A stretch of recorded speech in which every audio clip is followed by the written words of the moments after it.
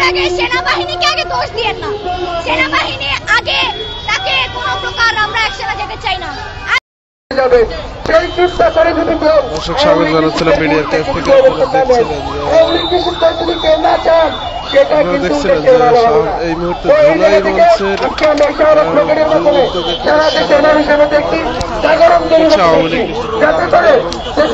কয়েকজন মানুষ কিন্তু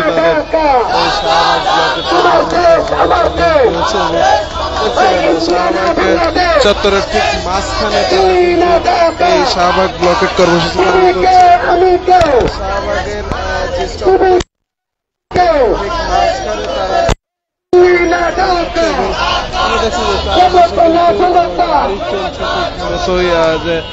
যান চলাচল সেটি তাদেরকে কয়েকজন মাত্র উৎসুক জনতা দেখছেন এবং যেমনটি দেখা যাচ্ছে তারা কিন্তু এখানে মাদুর বিছিয়ে মূলত এই ব্লকেট কর্মসূচিটি পালন করছে এবং এখানে জনসংখ্যায় কিন্তু তারা খুবই কম এবং আমরা দেখছিলাম যে জুলাই মঞ্চের নেতা তার মাধ্যমে কিন্তু আসলে এই ব্লকেট কর্মসূচি পূর্ব ঘোষিত ব্লকেট কর্মসূচি পালন হয়েছে এবং এখানে কিন্তু তাদের বলা চলে তাদের এই কর্মসূচি চলার সাথে শাহবাগ কিন্তু পুরোটা বলা চলে যান চলাচল অনেকটাই স্বাভাবিক। ঠিক মাঝখানে কিন্তু তারা কর্মসূচি পালন করছে এবং বসে পড়েছে। জনসাধারণ বলছেন যে অনেক এটা কিন্তু তারা অনেক দুর্ভোগ তৈরি করেছে বলে কিন্তু জনসাধারণ বলছে। রমজান মাসে আসলে মূলত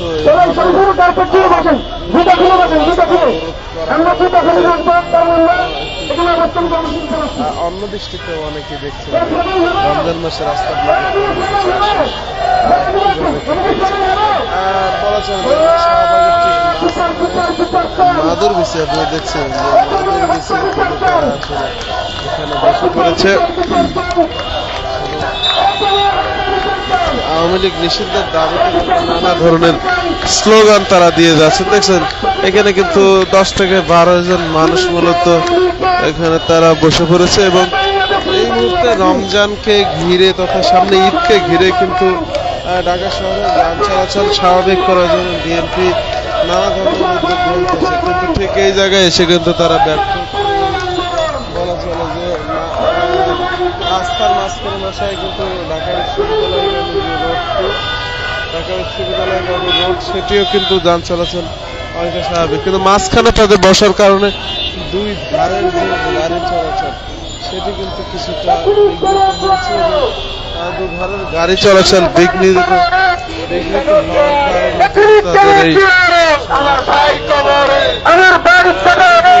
আওয়ামী লীগ নিষিদ্ধের দাবিতে শাহবাগের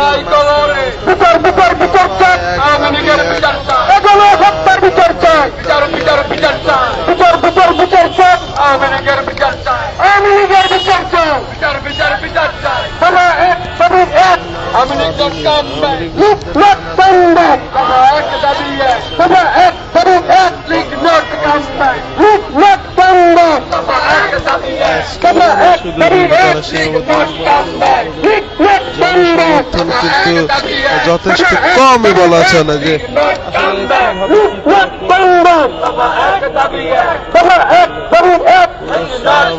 এলাকায় কিন্তু তারা ঠিক মাঝখানে বসার কারণে এক ধরনের যে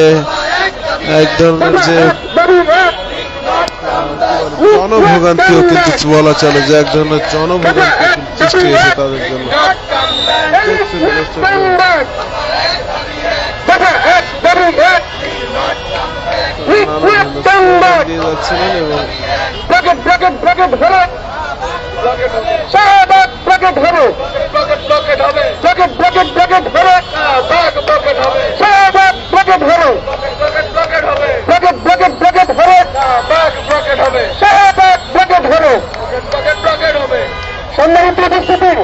আমরা এখন একটা গান পরিবেশন করবো, আপনারা কি গান শুনবেন?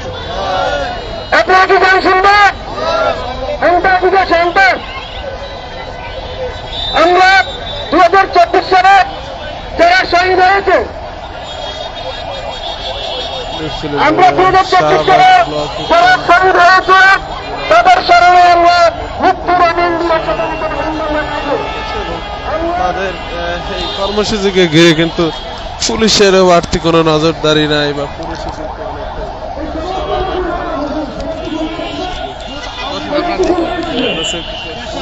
রাজনৈতিক মাঠে আসার জন্য কিংবা নির্বাচনের জন্য, কিন্তু আমরা কতিপয় দল বা সরকারের কিছু লোক আওয়ামী লীগকে নির্বাচনে আনার জন্য পায়তারা করতেছে। এটার কি কারণ বলে আপনি মনে করেন? কি কারণ হতে পারে আপনি মনে করেন সেটা? আমি কোনোভাবেই মনে করি না যে আওয়ামী লীগ আসতে পারবে আমাদের রাজনীতিতে পরবর্তীতে। কারণ হচ্ছে আমরা এত বছর ধরে আমাদের উপর যে নির্যাতন করা হয়েছে, সেই রাগ ক্ষোভ সেই সবকিছুর সম্মিলিত হয়ে কিন্তু আমরা জুলাই আগস্টে যখন ছাত্ররা সবাই নামলো, সাধারণ জনগণ আমাদের পাশে দাঁড়িয়েছে, তারা প্রত্যেকে আমাদের সাথে একত্রে আন্দোলন করেছে এবং আমরা বাংলার জনগণ আমাদের মধ্যে এখনো জুলাইয়ের চেতনা কাজ করে। আমরা হাসিনার ইতিহাস ভুলে যাইনি এবং আমরা পরবর্তীতে আমরা শপথ নিয়েছি এই বাংলার মাটিতে আমরা কখনো আর স্বৈর শাসনের এবং ফ্যাসিবাদী কোনো কিছুর পুনরাবৃত্তি ঘটতে দিব না। তাই আওয়ামী লীগ যতই মনে করুন তারা ফিরে আসতে পারবে, তাদের এই ধারণা ভুল। বরং তারা যদি তাদের নেত্রীকে এখানে ফিরিয়ে আনার চেষ্টা করে তাহলে আমি বলবো জনগণের হাতে মার খেয়ে তারা রাস্তায় মরবে। দেখছিলাম যে দেখানোর চেষ্টা করছিলাম যে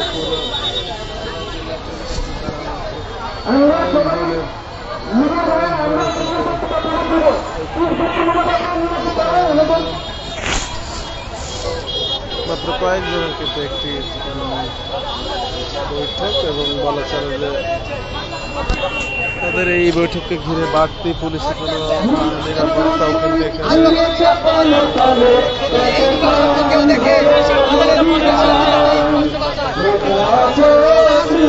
রয়েছে এবং নানা ধরনের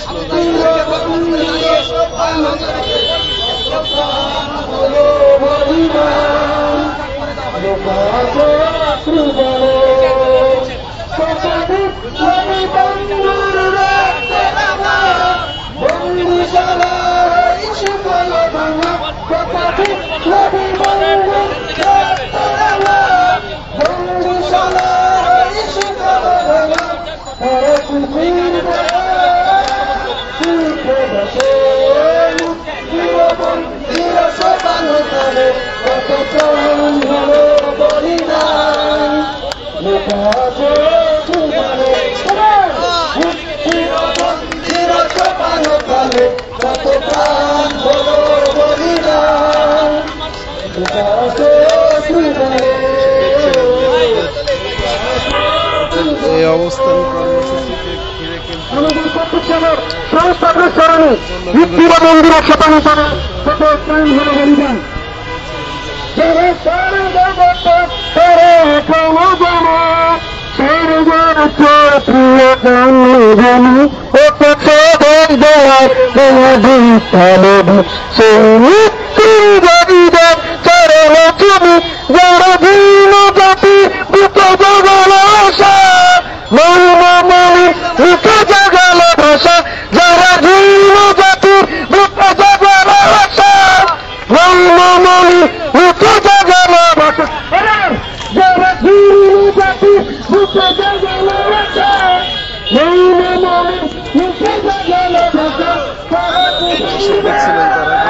পুরো এলাকা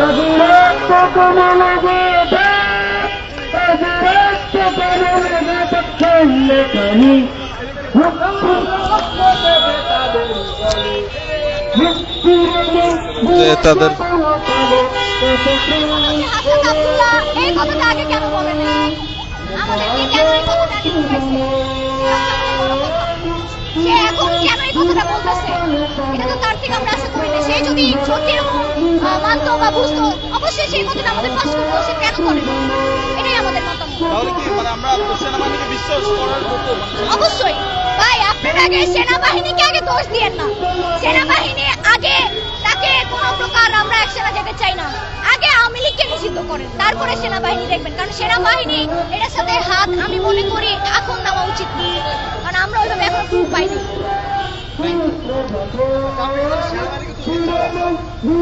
সেনাবাহিনীকে দোষ দিচ্ছি না বলতে আমি বলি না যে সেনাবাহিনীর সাথে দোষ আছে।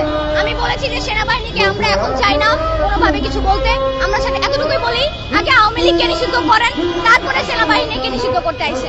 এটাই হচ্ছে আমাদের মেইন দাবি এবং মেইন কথা। আপনি হাসনাতে যে পোস্ট করতে সেই জায়গাতে কি বলবেন? সেই জায়গাতে আমাদের কথা থাকবে, সে আগে কেন বলে নাই?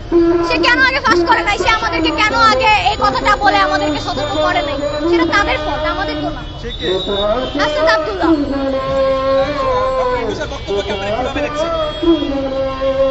তার যুক্তি ঠিক আছে, তার যুক্তি আমি মনে করি ঠিক আছে, কারণ দেশের যে অবস্থা, তার অবস্থানগত দিক থেকে সে চেষ্টা করতেছে, সে চেষ্টা করছে দেশকে একটা সরাসরি ভালো একটা সংস্কার আনার জন্য। আচ্ছা আপনি একটু খোলাসা করে বলবেন যে আসলে জায়গা থেকে কি আপনি সন্দেহ দেখতে পাচ্ছেন কিনা? না, আমি এই বিষয়ে কথা বলতে চাচ্ছি না, কারণ আমরা সবাই এক প্যানেলের লোক, তো আমরা চাচ্ছি না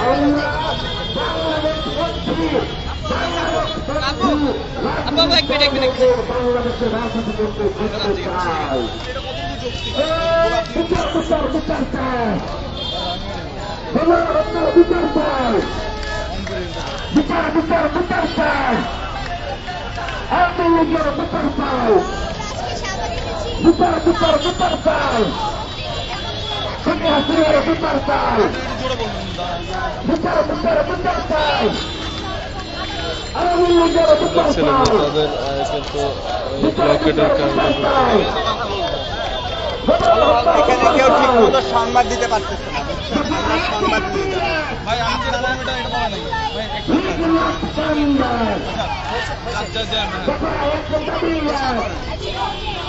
আমরা দুদিন আগে দেখেছি যে হাসনাত আব্দুল্লাহকে একটা ফেসবুক পোস্ট আমারটা নিবেন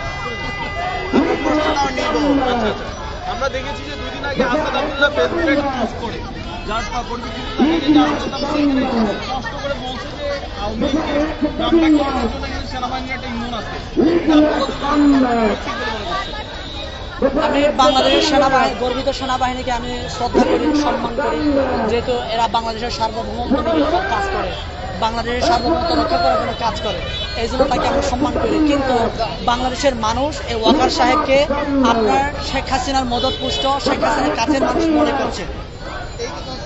ওয়াকার সাহেবকে আমরা সম্মান করি, শ্রদ্ধা করি, যেহেতু বাংলাদেশের গর্বিত সেনাবাহিনীকে এরা লিড দিচ্ছে, প্রধান জায়গায় বসে আছে। এখন হাসনাত সাহেব, হাসনাত ভাই যেহেতু এই বিতর্কিত একটা পোস্ট করেছে, এটা বিতর্কিত কিনা কি এটাকে হাসনাত এবং ওয়াকার সাহেবকে প্রমাণ করতে হবে কার কথা সঠিক। ওরা যদি প্রমাণ করতে পারে যে সঠিক তাকে আমরা সাপোর্ট করবো। ওয়াকার সাহেব যদি সঠিক থাকে ওয়াকার সাহেবকে আমরা সাপোর্ট করবো, যদি হাসনাত সঠিক হয়ে থাকে আমরা হাসনাতকে সাপোর্ট করবো, যেই সঠিক তাকে সাপোর্ট করবো আমরা। তবে আমার এখানে ওয়াকার সাহেবের উপরে বাংলাদেশের মানুষ যে একটা বলে যে শেখ হাসিনা খুব কাছের মানুষ, ওয়াকার সাহেবের সময় আছে যে প্রমাণ করার বাংলাদেশ পন্থী কিনা সে হাসিনা পন্থী। দেখছিলেন যে চেষ্টা করছিলাম,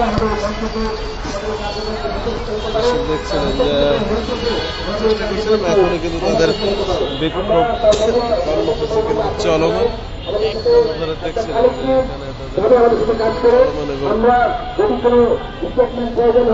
মাত্র কয়েকজন মানুষ নিয়ে কিন্তু তারা বিক্ষোভ কর্মসূচি করছেন এবং দেখছিলেন যে ভাই আপনারা যারা তারা আছেন আমাদের এখানে যথেষ্ট ব্যবস্থা করে রয়েছে, আপনারা আপনারা তাহলে আমাদের আপনাদের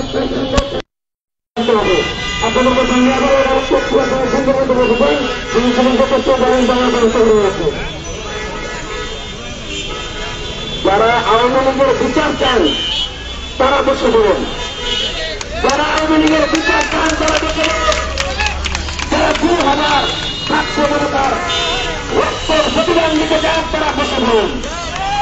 আমরা বাংলাদেশে 2000 ছাত্র জনতার জীবন, সে জীবনের বিনিময়ে বাংলাদেশ থেকে কমপ্লিট ভাবে বেশিরভাগকে উৎখাত করতে চাই।